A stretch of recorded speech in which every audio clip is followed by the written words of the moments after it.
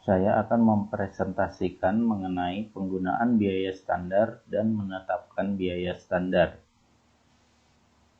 Biaya standar menurut Mulyadi adalah biaya yang ditentukan sebelumnya, yaitu jumlah biaya yang harus dikeluarkan untuk satu unit produk untuk membiayai kegiatan tertentu dengan asumsi kondisi ekonomi, efisiensi, dan faktor-faktor tertentu lainnya. Jadi biaya standar atau standar cost adalah biaya yang ditentukan di muka, yang merupakan jumlah biaya yang seharusnya untuk membuat satu satuan produk atau untuk membiayai kegiatan tertentu dengan asumsi kondisi ekonomi, efisiensi, dan faktor-faktor lainnya dalam keadaan normal.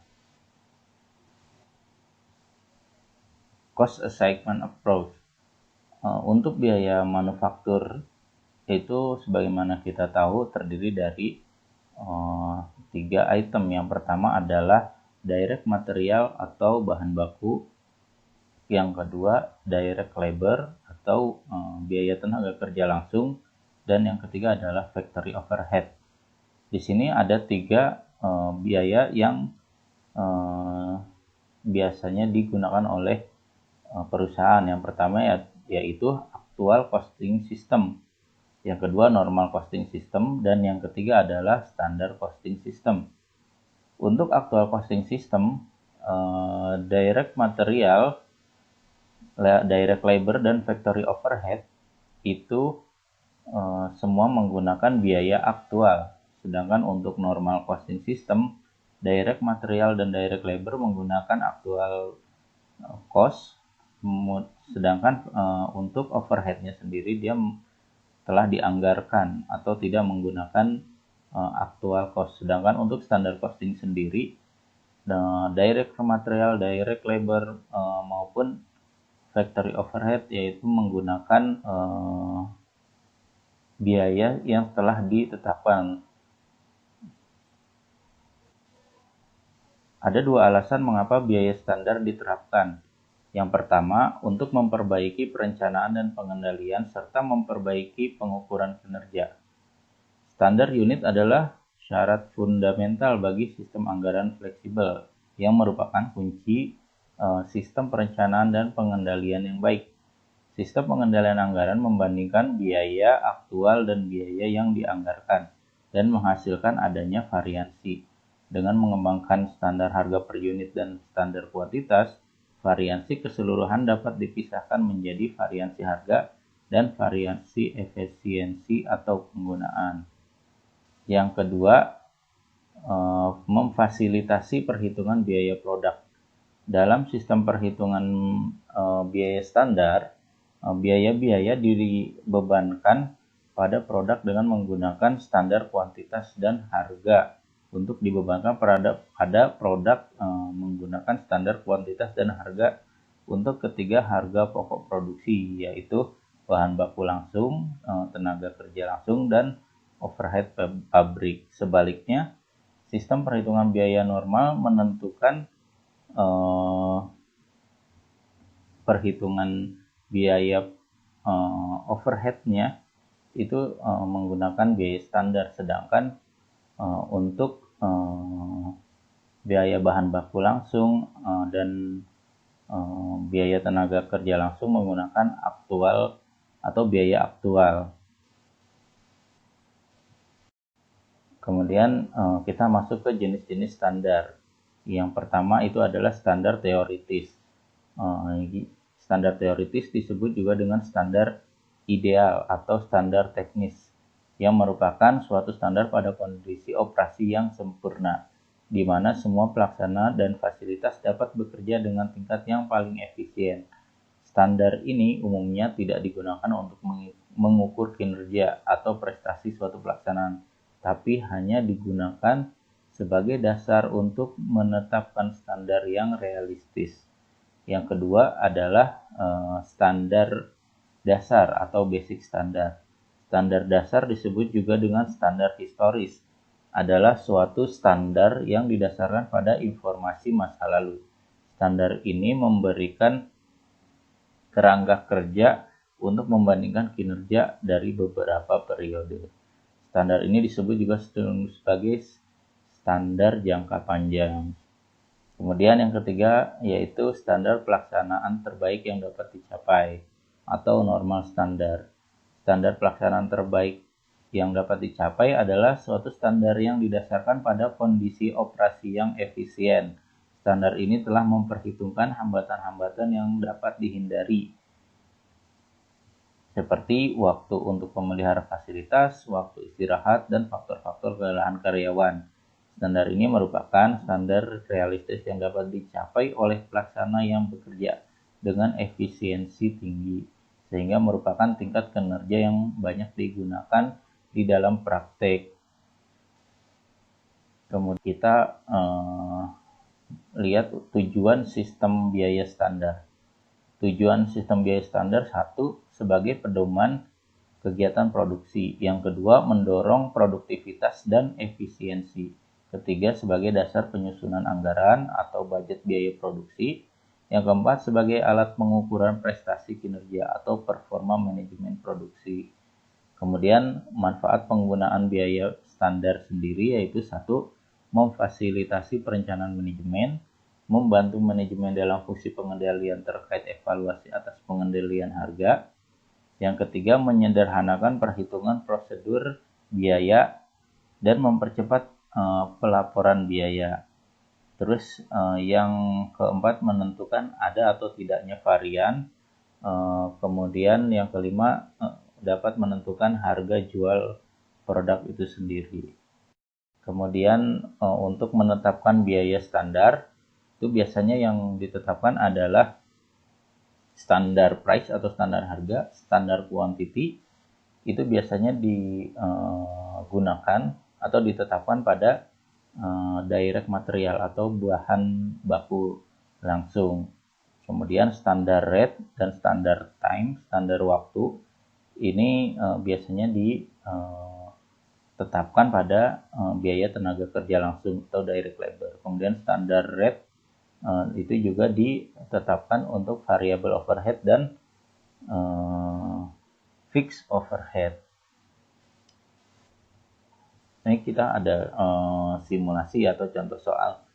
Perusahaan Shimochi merupakan perusahaan yang memproduksi yogurt. Untuk menghasilkan satu produk jadi berupa yogurt dengan kemasan 500 ml, dibutuhkan bahan baku seperti yogurt, stroberi, susu, dan lainnya.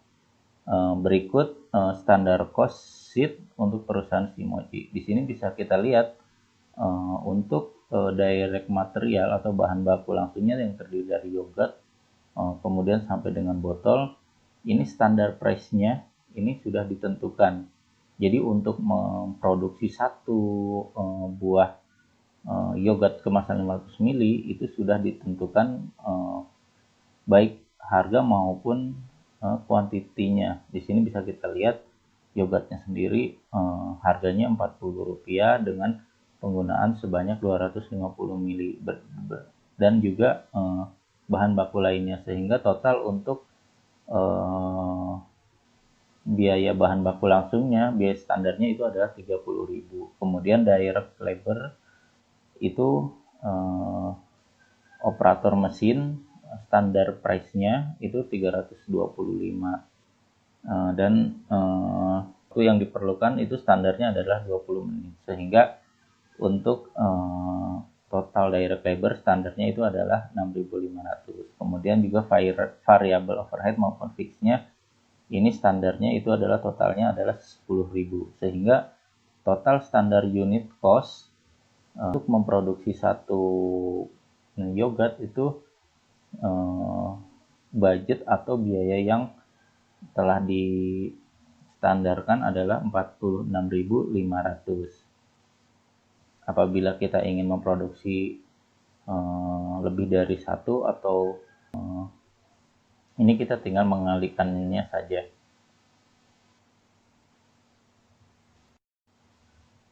Kemudian dalam menentukan suatu standar, perusahaan biasanya dari standar yang tadi telah kita sampaikan 3 itu biasanya mereka memiliki 2 tingkatan. Yang pertama adalah standar ideal, yang merupakan level yang paling optimum dari suatu kinerja berdasarkan kondisi operasional yang terbaik.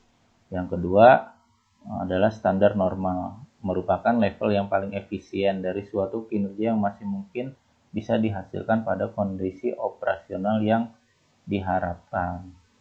Nah, itu biasanya perusahaan memiliki dua tingkatan untuk suatu standar. Perkenalkan, nama saya Mel Colin dari kelompok 2 dengan NIM 4321820023. Pada kesempatan kali ini, saya ingin menjelaskan mengenai metode umum analisis varians. Pengertian, analisis varians merupakan proses analisis atas penyimpangan-penyimpangan yang telah terjadi, yang besar atau jumlahnya dapat diukur dengan membandingkan angka-angka yang telah dianggarkan terhadap realisasi, baik yang menyangkut penjualan atau pendapatan maupun beban.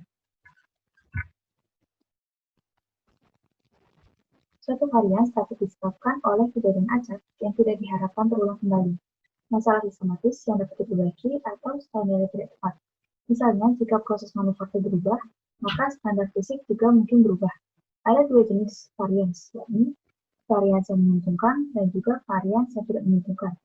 Varians yang menguntungkan ini adalah varians yang memiliki pengaruh peningkatan laba operasi relatif terhadap jumlah yang dianggarkan. Sedangkan yang tidak menguntungkan adalah varians yang tidak memiliki pengaruh penurunan laba operasi relatif terhadap jumlah yang dianggarkan. Berikut adalah bagian atas pendapatan dan beban. Apabila realisasi lebih besar daripada anggaran, maka varians tersebut menguntungkan untuk pendapatan. Sedangkan realisasi yang kurang dari anggaran itu tidak menguntungkan. Dan pendapatan ini berkebalikan dengan beban. Yaitu di saat anggarannya lebih besar daripada realisasi, maka varians tersebut menguntungkan. Sedangkan kalau realisasinya lebih besar daripada anggaran, maka itu tidak menguntungkan. Rumus varians pada penjualan adalah itu dibagi menjadi dua, yaitu untuk menghitung varians harga dan juga varians volume. Untuk varians harga sendiri, rumusnya adalah tarif sebenarnya dikurangi dengan tarif yang dianggarkan dikali dengan volume sebenarnya. Dan untuk varians volume, rumusnya adalah tarif yang dianggarkan dikali dengan volume sebenarnya dikurangi volume yang dianggarkan. Dan apabila varians harga dan varians volume digabungkan, maka rumusnya menjadi tarif sebenarnya dikurang tarif dianggarkan dikali dengan volume sebenarnya dikurangi volume dianggarkan. Dan untuk rumus varians atas turunan variabel sendiri adalah untuk penghitungan varian volume harus dianggarkan dikali dengan jumlah jam dianggarkan dikurangi jumlah jam standar. Dan untuk menghitung varian tarif, jumlah jam budget dikali dengan tarif yang dianggarkan dikurangi tarif sebenarnya. Dan terakhir adalah varian efisiensi atau jumlah tenaga kerja. Itu tarif yang dianggarkan dikali dengan jumlah jam sesungguhnya dikurangi jam standar. Dan beban variabel sendiri adalah beban tenaga yang secara total besar kecilnya berubah mengikuti perubahan aktivitas atau volume produksi. Berikut ada contoh soal atas penghitungan pendapatan atau penjualan. Dan berikut adalah jawabannya. Dalam analisis yang berhubungan dengan tenaga variabel, ada beberapa hal yang harus diperhatikan, yaitu ada 5. Yang pertama adalah standar waktu yang dibutuhkan untuk melaksanakan setiap kegiatan. Yang kedua adalah jumlah waktu yang dibutuhkan sesuai standar. Yang ketiga adalah tarif per jam sesuai standar. Yang keempat adalah tarif sebenarnya per jam atau yang dibayarkan. Dan yang terakhir adalah jumlah jam yang sebenarnya digunakan. Berikut adalah contoh soal perhitungan atas beban variabel. Dan berikut adalah jawabannya. Ini yang dapat saya sampaikan. Terima kasih. Perkenalkan, nama saya Devi Novitasari dari kelompok 2. Di sini saya akan menjelaskan mengenai menggunakan biaya standar varians bahan baku. Biaya bahan baku standar. Biaya bahan baku standar adalah biaya bahan baku yang terjadi dalam pengolahan produk. Biaya bahan baku standar mencakup harga bahan baku standar dan kuantitas bahan baku standar. Harga bahan baku standar adalah harga bahan baku per unit yang terjadi dalam pembelian bahan baku. Kuantitas bahan baku standar adalah kuantitas bahan baku yang dipakai dalam pengolahan satu satuan produk. Jika aktual lebih besar atau lebih kecil dari standar, disebut varians. selisih atau perbedaan. Tapi sebelum kita lanjut, kenapa timbulnya varians pada harga bahan baku standar dan pada kuantitas bahan baku, di sini saya akan memberitahu secara lisan saja mengenai harga standar. Harga standar itu memungkinkan kita untuk apa sih? Harga standar itu memungkinkan kita untuk memantau kinerja dari Departemen Pembelian dan mendeteksi pengaruhnya pada biaya bahan baku. Yang pertama ya. Yang kedua, kita tuh dapat mengukur dampak dari kenaikan atau penurunan harga bahan baku terhadap laba pada perusahaan kita. Nah, sekarang kita masuk nih ke selisihnya, variansnya. Kenapa? Apa sih penyebab timbulnya harga bahan baku standar? Nah, harga bahan baku standar itu timbul karena bagian pembelian membeli bahan baku dengan harga yang lebih tinggi atau lebih rendah dari yang distandarkannya. Sedangkan untuk selisih kuantitas bahan baku itu timbul karena bagian produksi telah menggunakan kuantitas bahan baku yang lebih tinggi atau lebih rendah dari standar yang sudah ditentukannya. Baik, di sini saya akan memberikan sebuah ilustrasi contoh. Wilton Manufacturing Corporation. Di sini ada kartu biaya standar untuk produk Pexel. Ada bahan baku langsung, tenaga kerja langsung, dan overhead pabrik. Tapi di sini saya akan lebih menekankan pada biaya bahan baku langsung. Di sini ada komponennya 1-34 dengan standar 4, 1-71 dengan standar 6, 2-05 dengan standar 10, 3-89 dengan standar 2. Di situ bisa dilihat ada bagian atau departemen pemotongan, percetakan, perakitan. Baik, kita langsung masuk ke contohnya. Diasumsikan 10.000 unit komponen 3-89 pada kartu biaya standar untuk Pexel dibeli harga per unitnya 7,44 US dollar. Kita diminta untuk menghitung varians harga pembelian bahan baku. Kuantitas aktual yang dibeli adalah 10.000 unit dengan harga 7,44 US dollar dan totalnya 74.400 US dollar. Sedangkan kuantitas aktual yang dipakai adalah 10.000 dengan per unitnya standar yang telah ditentukan adalah 7,50 dan totalnya 75.000. 74.400 dan 75.000 ini terdapat selisih 600, di mana selisih ini merupakan selisih yang menguntungkan. Di mana pada saat kita membeli itu selisihnya di bawah standar kita.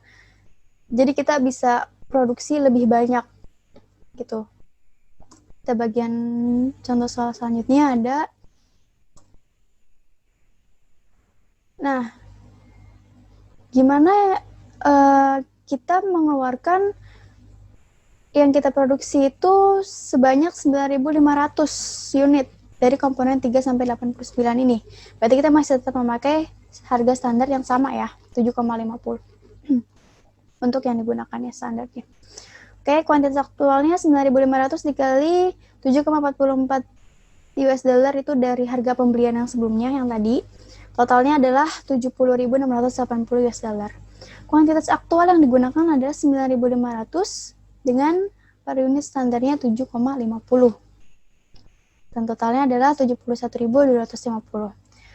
Terdapat selisih, terdapat varians pada penggunaan bahan baku sebesar 570 US dollar, di mana ini merupakan menguntungkan dan alasannya masih sama yang sebelumnya. Kita dapat membeli sesuatu barang di mana barang itu dengan harga yang murah, kita bisa produksi lebih banyak dan kita bisa menjualnya dengan harga yang lebih mahal dan kita menguntungkan dan kita mendapat keuntungan atau laba, maaf. Oke. Saya akan berikan contoh soal yang merugi atau yang tidak menguntungkan buat kita ya.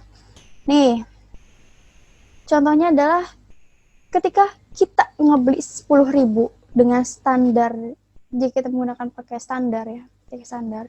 Totalnya adalah 75.000 US dollar dan yang kita gunakan 9.500 dengan harga standar kita 7,50 US dollar dengan total 71.250. Kita mendapatkan selisih 3.750, di mana selisih itu tidak menguntungkan.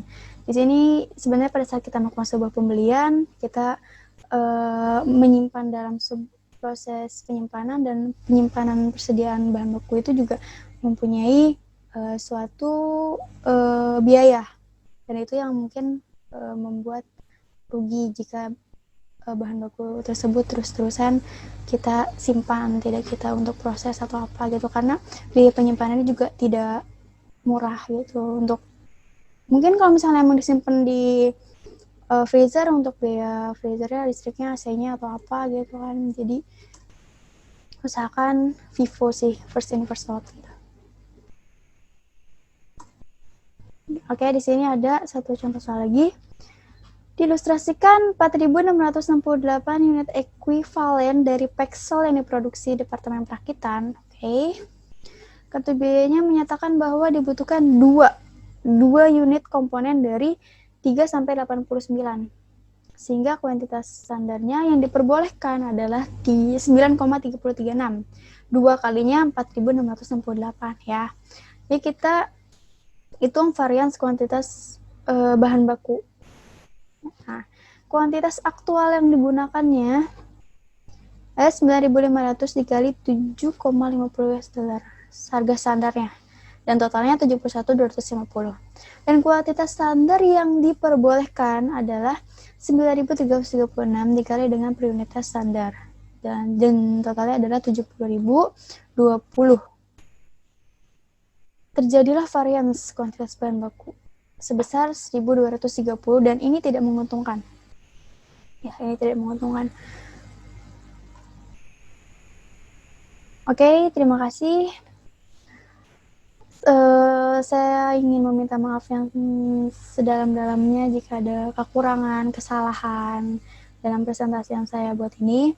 Saya mohon kritikannya juga, minta saran dan komen apa yang harus ditambahkan, apa yang harus dikurangkan, dan